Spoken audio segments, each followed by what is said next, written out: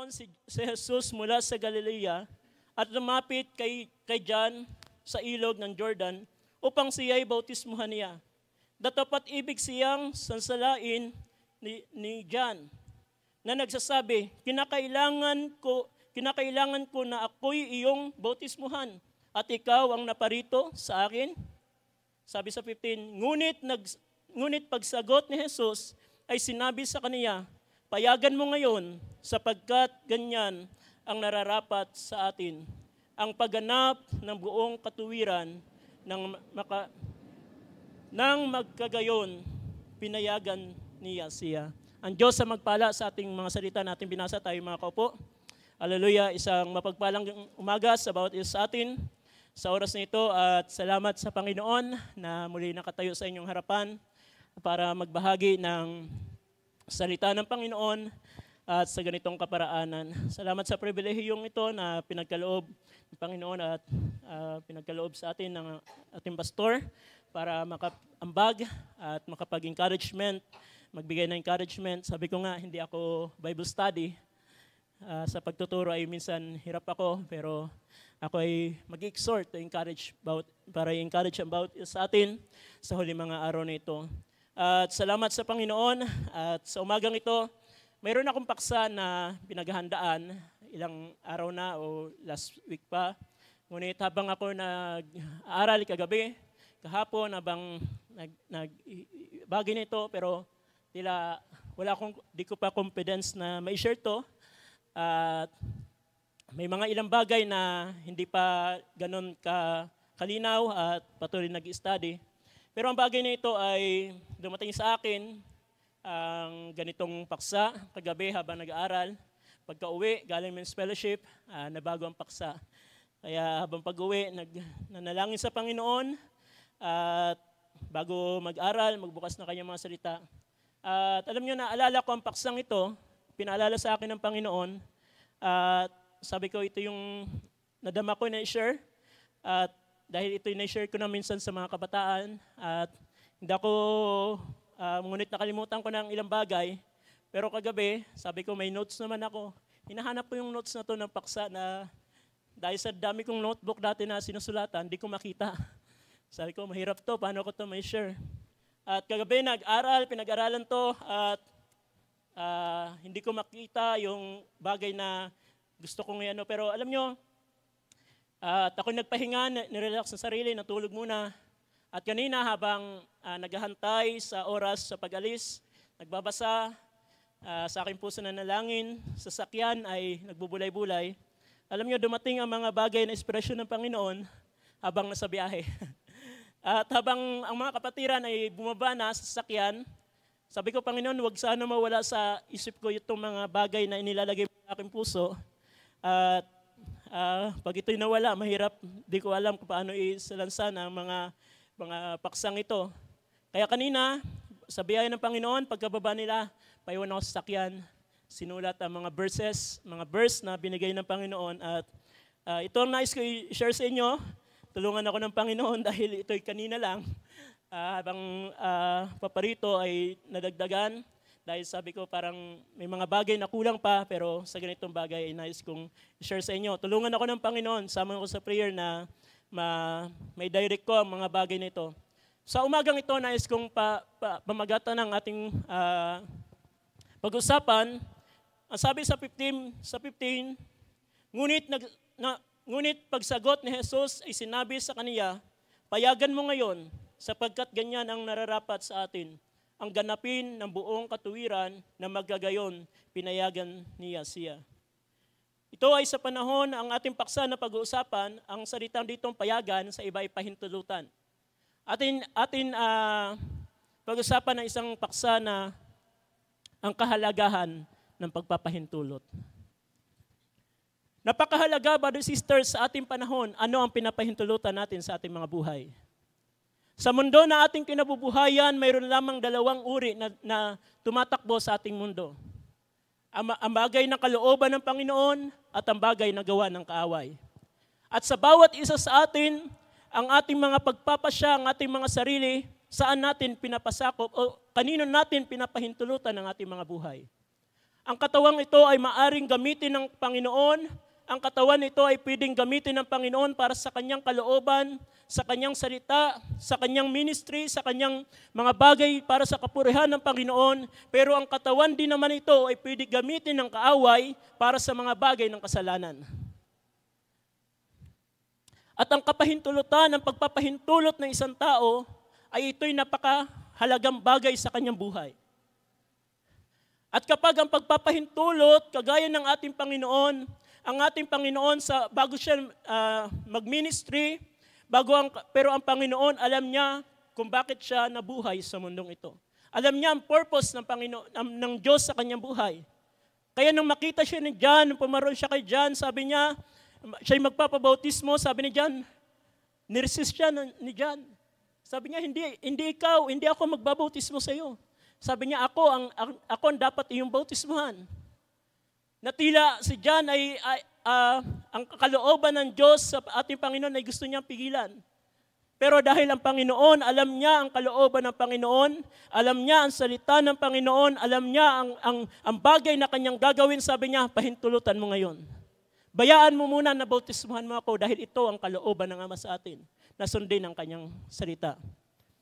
At sa ating panahon, brother sister, kung bakit ang tao ay nabubuhay sa mga bagay ng kasalanan dahil pinapahintulutan niya ang kasalanan sa kanyang buhay.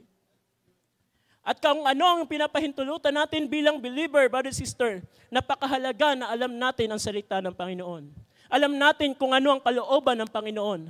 Dahil kung alam mo ang kalooban ng Panginoon, kahit man ang kaaway ay magbangon ng mga bagay para i-resist ang kalooban ng Panginoon, alam mo kung paano tumayo sa salita ng Panginoon. Alam mo kung kanino mo ipapasakop ang kanyang sarili. Pero kapag ang isang mananampalataya, hindi niya alam ang salita ng Panginoon, hindi niya alam ang kalooban ng Panginoon, kapag ang kaaway ay ititwist niya ang salita ng Panginoon, hindi niya na alam anong gagawin niya. At ang ganitong bagay, brother sister, sa pasimula pa lamang, ang kaaway ay naroon na. Ang Genesis, kung titignan natin, ang Genesis 2:16 sabi diyan, nang ang unang tao ay inilagay sa pamamagitan ni Adan, inilagay sa halamanan at siya'y una ng tao, siya'y nilikha ng Diyos, at sabi niya, siya'y kaluluwa at ang Espiritu ay dumating sa kanya at ang tao ay naging laman na may buhay. At ang unang tao ay inutusan ng Panginoon. At sabi niya sa 16, at inutos ng Panginoon, Diyos sa lalaki na sinasabi sa lahat ng punong kahoy sa halamanan ay makakain ka ng may kalayaan. Mapakita ng ating Panginoon sa lahat ng bagay ng punong kahoy, hindi ito literal na punong kahoy. Sabi niya, ang lahat ito'y mga literal sa punong kahoy na naroon sa halamanan. Ito'y literal, maaari kang kumain.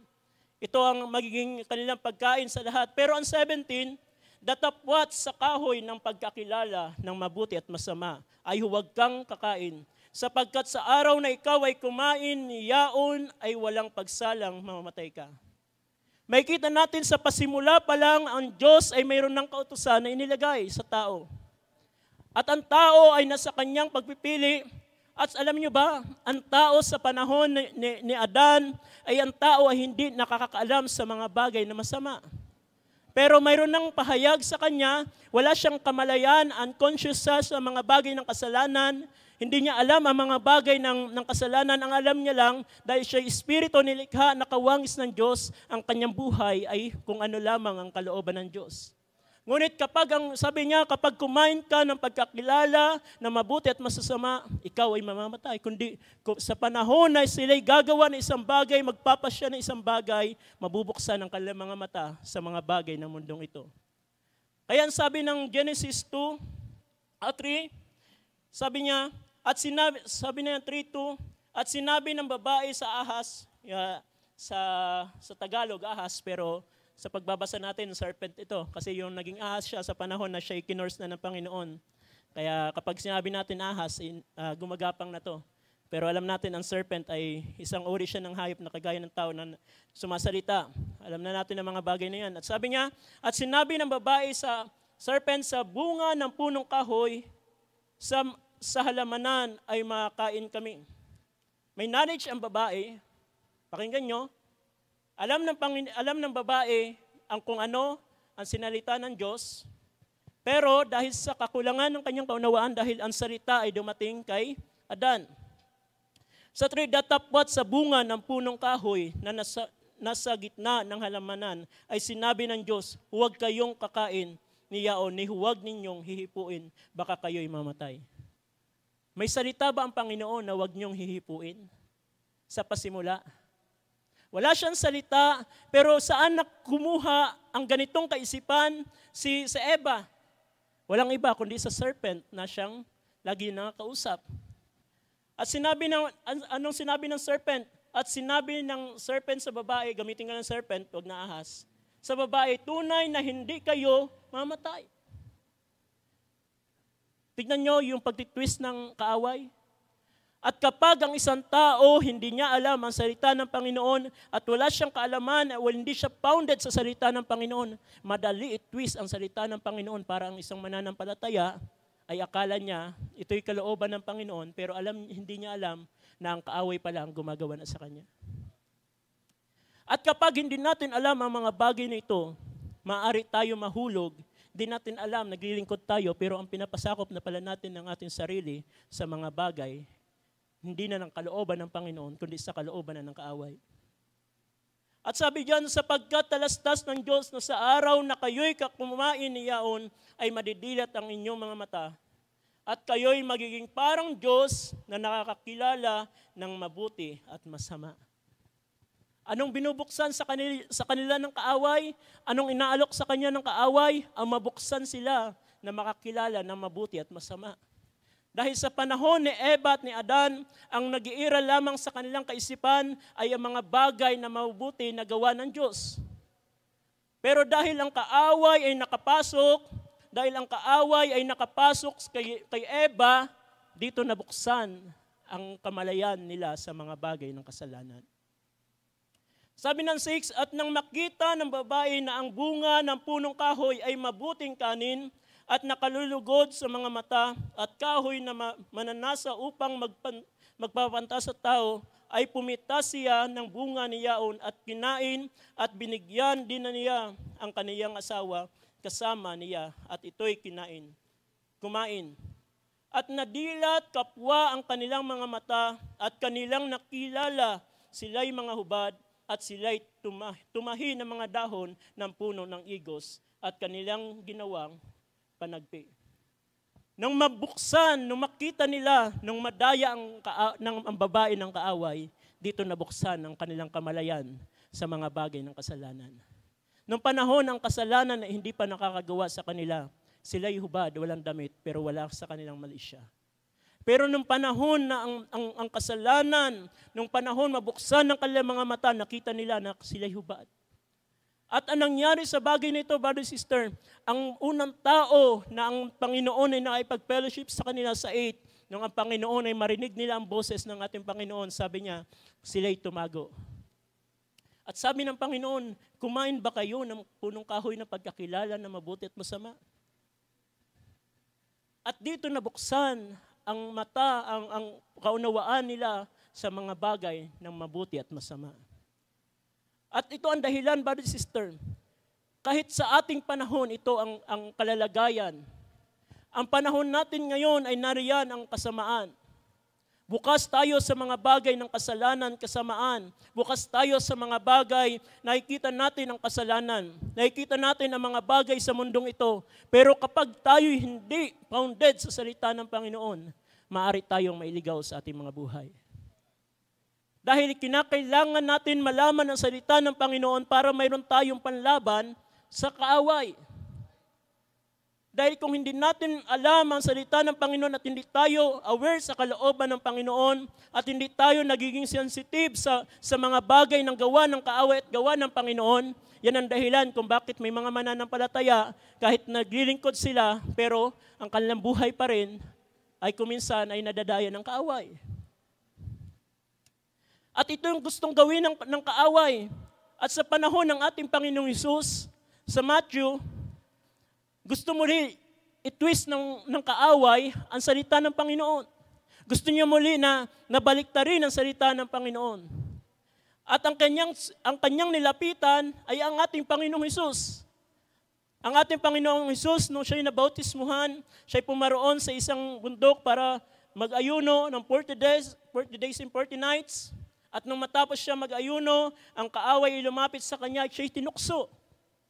Makikita nyo, ang ginagawa ng kaaway sa mga mananampalataya ay ang tuksuhin ka, ang salita, at kapag hindi natin alam ang mga salita ng Panginoon, madali tayong mapaikot ng kaaway. Ano sabi ng Matthew 4? Ito ang ginagawa ng kaaway, brothers and sisters. Ang kaaway ay laging mag-aalok siya ng mga bagay, magpapakita siya sa iyo ng mga gandang bagay. Kahit man ang mga opportunity, brothers and sisters, maging maingat tayo. Kahit man ang kawalan ay maging maingat tayo. Nung ang Panginoon na siya'y nasa kanyang kahinaan, alam niyo ang ginawa ng kaaway? Sabi sa 3, at ang manunukso ay dumating sa nagsabi sa kaniya, kung ikaw ang anak ng Diyos, ay pagutos mo na ang mga batong ito ay maging mga tinapay. Sa panahon na yung kahinaan, sa panahon na yung mga pinagdadaanan, brothers and sisters, maging maingat ka sa mga pagpapasya. Dahil ang Panginoon, ang kaaway ay sasamantalahin niya ang mga panahon na yung kahinaan. At sa panahon ng mga kahinaan mo, ang kaaway ay magbibigay ng mga salita at mag-aalok sa iyo. At kung hindi natin alam paano natin ipasakop ang ating sarili, hindi natin alam, maganda to, opportunity nito, nangangailangan ako. Igagrab natin. Pero ang Panginoon hindi ganon. Sabi niya sa 4, datapat siya ay sumagot at sinabi, nasusulat, hindi sa tinapay lamang nabubuhay ang mga tao, kundi sa bawat salitang lumalabas sa bibig ng Diyos. Makikita nyo, sa mundong ito, brother sister, nariyan ang salita ng Panginoon, ngunit nariyan din naman ang kaaway para pabulaanan ang salita ng Panginoon. At sa panahon na yung mga kahinaan, sa panahon ng ating mga pinagdadaanan, kung hindi tayo magiging maingat sa ating mga pagpapasya, sa panahon na ikaw ay nanghihina, maaari ka makapagpasya at mapipasakop mo yung sarili sa mga bagay ng salita ng kaaway. Mayroong isang kwento na isang mangangaral, sabi niya, ang kaaway ay dumarating sa panahon, nakikita niya, alam ng kaaway kung ano yung ating kahinaan. Alam ng kaaway ano ang ating mga witnesses, brother, sister. At may isang kwento sa isang, alam ko kung narinig nyo na to, ang isang pusa at isang ibon. At ang pusang ito, gustong-gusto niya kainin yung ibon. At inentulad to na yung pusa ay ang kaaway at ang ibon ay ang isang mananampalataya. Sabi ng kaaway, paano ko kaya siya makakain? Paano ko kaya siya masisila? At sabi ng pusa, habang tinitignan niya ang ibon, gusto niya kunin, na lumilipad ang ibon. At na makita ng pusa na ang ibon na ito ay ang paborito niya, ang kahinaan niya ay yung uod. Alam niyo ang ginawa ng pusa? Sabi niya, ibon, halika, mayroon akong uod dito, maraming uod. Di ba paborito mo to? Bibigay ko sa iyo. Sabi naman ng isang mananampalataya, hindi, pag kinuha ko yan, kakainin mo ako. Sabi niya, hindi kita kakainin. Sabi niya, di ba paborito mo to? Sabi niya, ito, kada isang uod, kukuha lang ako sa pakpak mo ng isang balahibo. Sabi ng ibon, sige. Sa paulit-ulit, ang ibon ay kumukuha ng uod, ang pusa naman kumukuha ng isang balahibo sa kanyang pakpak. At hindi na malayan ng isang ibon na ito na sa paulit-ulit niya ginagawa yung mga bagay na yun at hindi siya naging maingat, kalaunan hindi na siya makalipad at siya ay nasila ng pusa. Alam niyo ang teknik ng kaaway, ganyan ang teknik ng kaaway. Iaalok sa iyo ng kaaway ay yung mga kahinaan. Hindi, minsan lang naman to, okay lang to. Kapag di tayo maingat, kahit man sa loob ng church, nasa loob na tayo ng church, hindi tayo maging maingat, may nag-message, te-text ko muna to. Ang ating mga bagay na hindi natin alam ang kalooban ng Panginoon, minsan kahit sa loob tayo ng gawain, hindi natin nababantayan. Hindi natin minsan nababantayan ang ating mga sarili. Nasa loob na tayo, araw na ng linggo ng pagsamba para sa Panginoon. 6 na araw binigay sa atin ng Panginoon, pati ba naman ng pagsamba, hindi pa natin ibibigay sa Panginoon ng the best. Kung minsan hindi tayo nagiging aware, nagiging mapurol na ang ating mga pandama. Na kung minsan kinakailangan sa panahon ng tayo nandito sa gawain, magbigay tayo ng focus sa Panginoon. Kung maaari, off natin ang ating cellphone. Minsan, ang ganda ng pakikinig, may nag-text, replyan ko muna. Ay, may tumawag, labas muna ako. Alam niyo, brother, sister, hindi natin alam, may mga nasasayang na salita ang Panginoon at kuminsan sa panahon ng pagpupuri sa Panginoon, sa panahon ng salita ng Panginoon, ang iba lumalabas. Hindi ko kayo para saktan. Pero hindi natin alam paano i-resist ang gawa ng kaaway. Hindi natin alam minsan ang mga bagay na yan pala ay gawa na ng kaaway.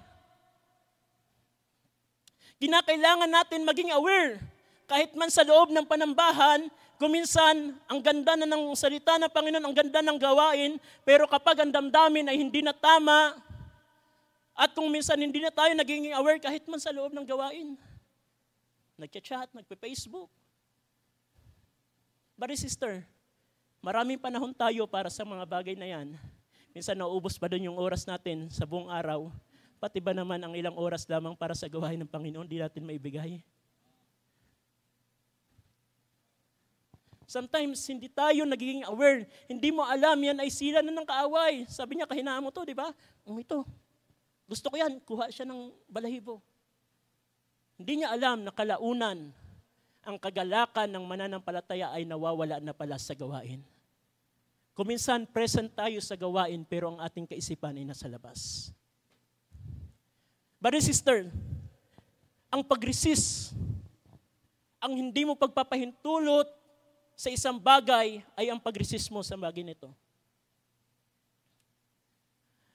At ang Panginoon, noong kaaway dumating sa Kanya, alam niya paano i-resist ang kaaway. Alam niya paano tanggihan ang kaaway. At sabi ng kaaway, sa panahon ikaw ay nang hirap, ibibigay ko sa iyo ang lahat ng bagay. Sumamba ka lang sa akin. Pero anong panlaban ng Panginoon? Nasusulat. At kapag hindi natin alam ang kasulatan, hindi natin alam ang salita ng Panginoon, madali tayong mahulog sa bitag ng kaaway. Madali natin ipasakop ang ating sarili sa mga gawa ng kaaway kaysa mga bagay na magpasakop tayo sa kalooban ng Panginoon. Ano sabi ng Book of James? Sabi ng James 4:7, sabi niya, submit to God and resist the devil. Pasakop nga kayo sa Diyos, dapat magsisalangsang kayo sa dyablo at tatakas siya sa inyo. Ang dyablo ay hindi mo dapat mag-dwell doon. Oo, minsan maganda ang kanyang offer. Sa panahon na gutom ang Panginoon, narito ang tinapay, ikaw ang Diyos, pwede sabihin ng Panginoon, ako'y Diyos, ako'y anak ng Diyos, kaya ko gawin na yan. Pero, hindi ginawa ng Diyos. Hindi ginawa ng ating Panginoon dahil alam niya kung ano ang kalooban ng Diyos sa Kanya. At kapag ang ating defense sa panahon na may mga pagtukso ang kaaway, walang iba, kundi ang salita ng Diyos. Pero kapag ang ating mga puso ay naging mapurol na, hindi na natin alam ano dapat natin i-resist at ano dapat natin, saan tayo magpapasubmit. Ang pagpapasakop, brother, sister, ang pagpapasakop, ang pagpapahintulot mo sa iyong buhay ay pinapakita mo, Panginoon, ikaw na ang bahala sa akin. Ang pagpapahintulot mo sa Diyos sa iyong buhay ay pagpapakita na ikaw ay nagsisang-ayon kung ano ang kanyang kalooban sa iyong buhay. Pero ang pag-resist mo sa mga bagay ng kalooban ng Diyos, ito'y mga bagay na sinasabi mo hindi totoo ang salita ng Diyos. Pasakop nga kayo sa Diyos, datapwat magsisalangsang kayo sa dyablo at tatakas siya sa inyo. Bakit mula pa sa pasimula, sinira ng dyablo ang gawa ang layunin na magandang gawa ng Diyos sa tao? At ang tao ay nahulog sa kasalanan dahil ang tao sa kakulangan ni Eva sa kaalaman ng Diyos ay ipasakop niya ang kanyang sarili at ang kanyang sarili ay naibigay sa salita ng kaaway. At ngayon, ang kaaway ay nanagumpay at ang tao ay nahulog sa kasalanan. At ngayon naman, sa panahon ng ating Panginoon, gusto naman niya ang Panginoon ay kanyang dalhin din. Sirain ulit ang plano ng Diyos. Pero salamat na lamang, ang Panginoon, alam niya ang salita at ang kalooban ng Panginoon. Yan ang dahilan kung bakit ang kaaway ay hindi nakapanagumpay sa Kanya. At sa panahon sa 3 times na ang kaaway ay dumating at hindi siya nanalo, anong ginawa ng kaaway? Tumakas siya. Umalis siya sa pananaling panahon lamang. Brother, sister, kapag atin laging i-resist ang mga gawa ng kaaway, suddenly, siya'y tatakas sa'yo. Pero magbantay ka, sa panahon na siya'y tumakas, ang sinabi naman ng 1 Peter 5, ay siya naman ay kagaya ng lion na umuungal. Tatakas siya sa panandaling panahon, pero nagbabantay ulit yan.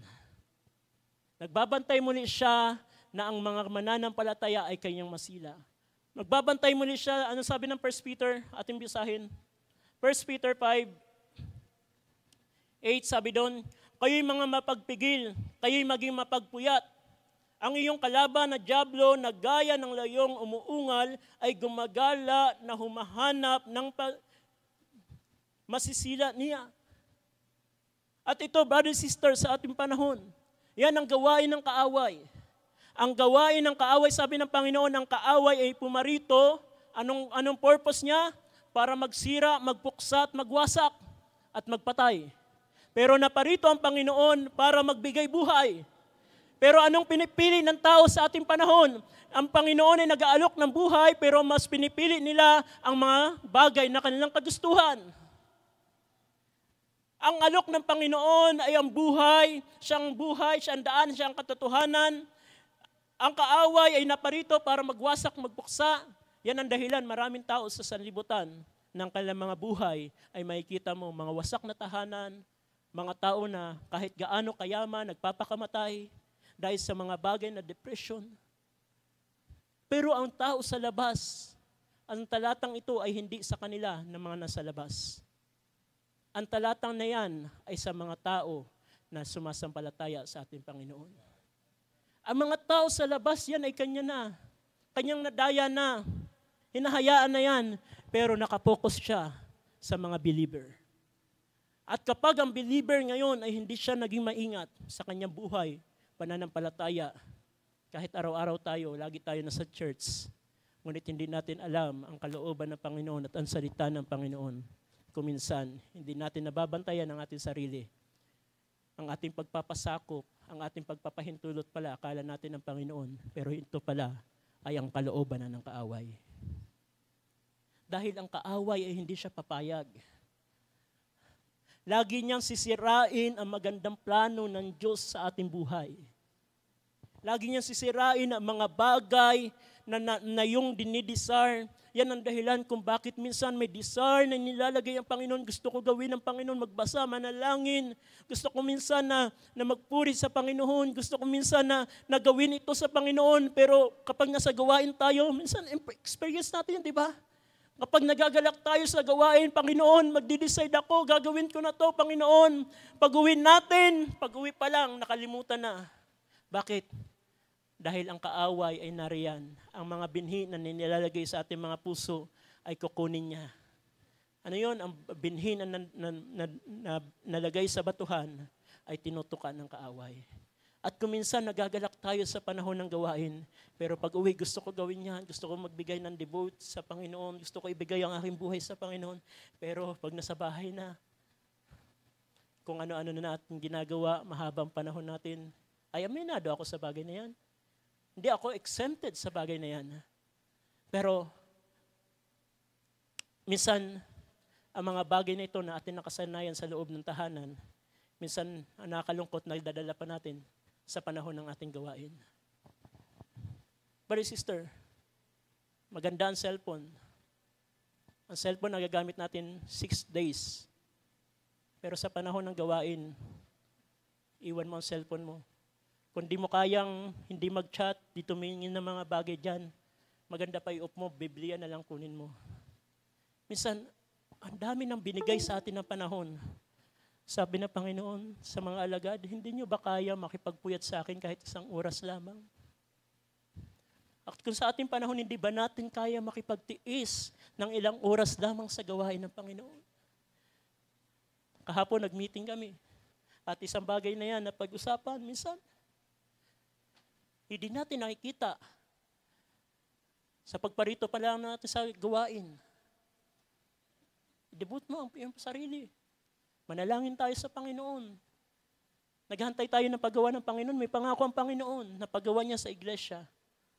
Pero anong paghahanda natin sa panahon ng gawain? Ano mga bagay na behavior natin sa panahon ng gawain? Di natin alam ang mga bagay na yan na ating ginagawa ay na-adapt natin kahit man sa loob ng gawain ang mga nakasanayan natin sa ating mga tahanan. At minsan, ang nakasanayan sa iglesia ay nadadala natin sa mga joint fellowship. Brother, sister, make sure na kung paparoon tayo sa gawain, ibigay mo na ang the best na paglilingkod sa Panginoon. Bigay mo na ang the best na pagpupuri sa Panginoon. Bigay mo na ang the best na pakinig para sa Panginoon. Huwag ka na magbigay ng mga dahilan, mga messages o mga bagay doon sa labas. May panahon yan. Mahaba tayong panahon. Pero nakakalungkot minsan sa gawain na lamang. Hindi pa natin nababantayan. Di natin alam ang mga bagay na yan ay mga gawa na ng kaaway, pero wala tayong kakayanan i-resist. Minsan wala tayong kakayanan itanggihan. Bakit? Kuminsan ang ating puso ay hindi na natin nababantayan. At kapag ang puso ay hindi na nabantayan ng isang mananampalataya, akala niya naglilingkod pa rin siya sa Panginoon, pero kuminsan siya'y napapalayo na. Brother, sister, bilang kapatid nyo, alam ko wala akong karapatan para magsalitang ito. Pero ang bagay na ito ay nilagay sa akin ng Panginoon sa aking puso. Bigay natin ang the best sa Panginoon. Sabi nga sa ibang mga ngaral, di ba?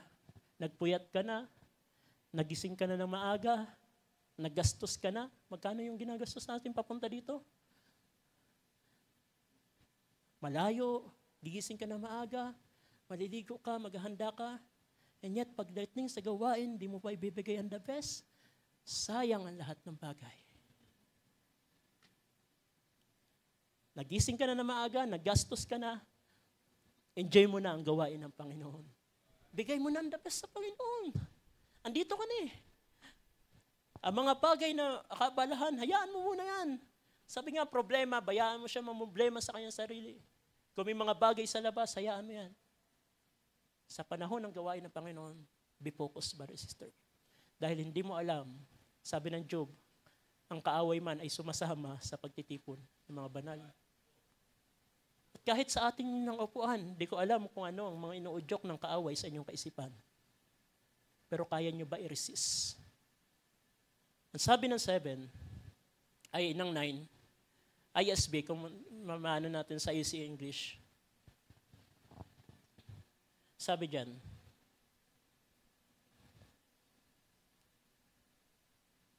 resist him and firm in the faith.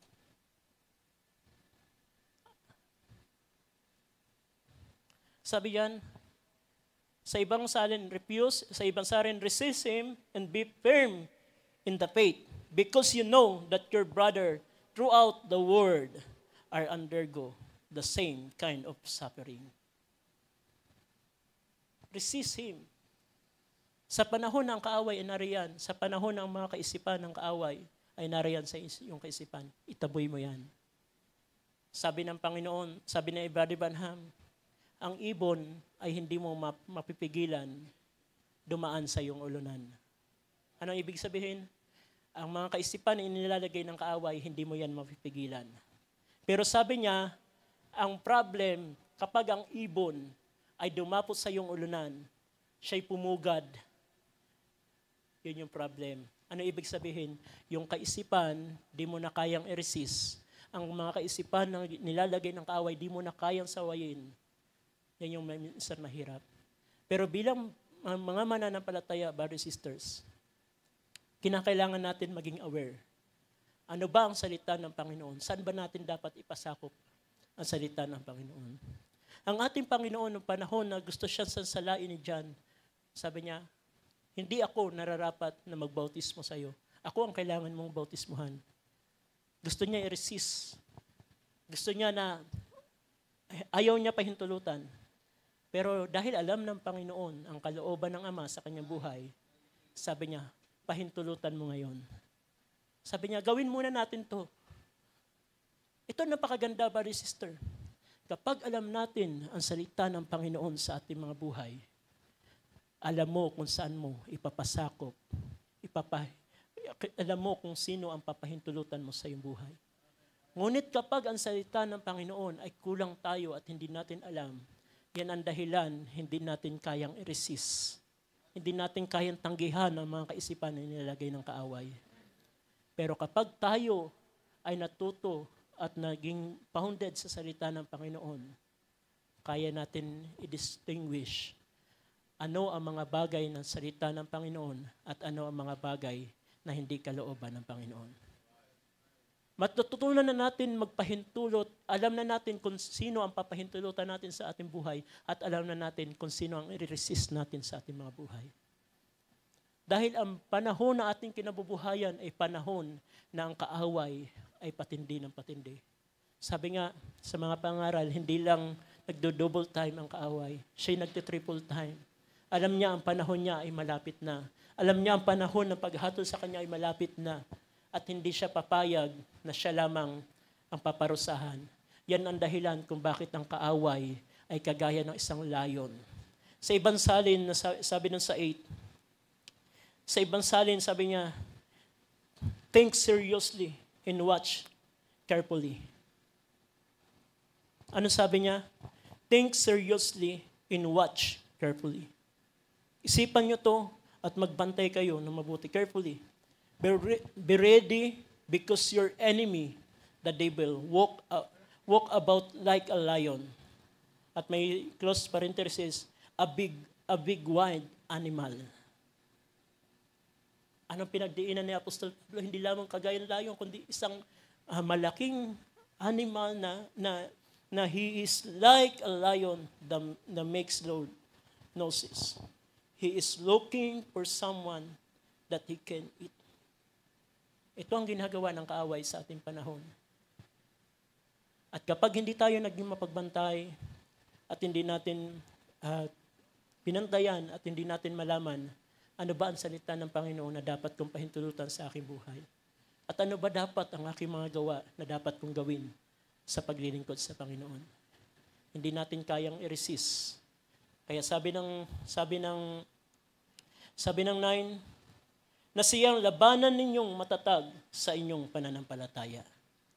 Kinakailangan natin labanan ang gawa ng kaaway, yamang inyong nalalaman na ang mga gayong hirap ay nagaganap sa inyong mga kapatid na nasa sanlibutan. At ang Diyos ng buong biyaya na sa inyo'y tumawag, sa kaniyang walang hanggang kaluwalhatian kay Kristo. Pagkatapos na kayo'y makapagbatang sandaling panahon, ay siya rin ang magpapasakdal, magpapatibay at magpapalakas sa inyo. Yes, nariyan ang kaaway, nariyan ang pakikipagbaka. Nariyan ang mga bagay ng sanlibutan ito na kailangan nating harapin. Suffering, pain, troubles, iba't ibang suffering, ang kaaway, ang panunukso ng kaaway nariyan. Pero ang Panginoon ang magbibigay ng kalakasan. Siya ang magpapatibay, siya ang magpapatatag sa atin, at siya ang gagawa sa ating mga buhay. We need to stand, we need to firm the faith. Manatili tayo sa pananampalataya. At sa panahon natin, brother, sister, ito yung panahon na maraming pakikipagbaka.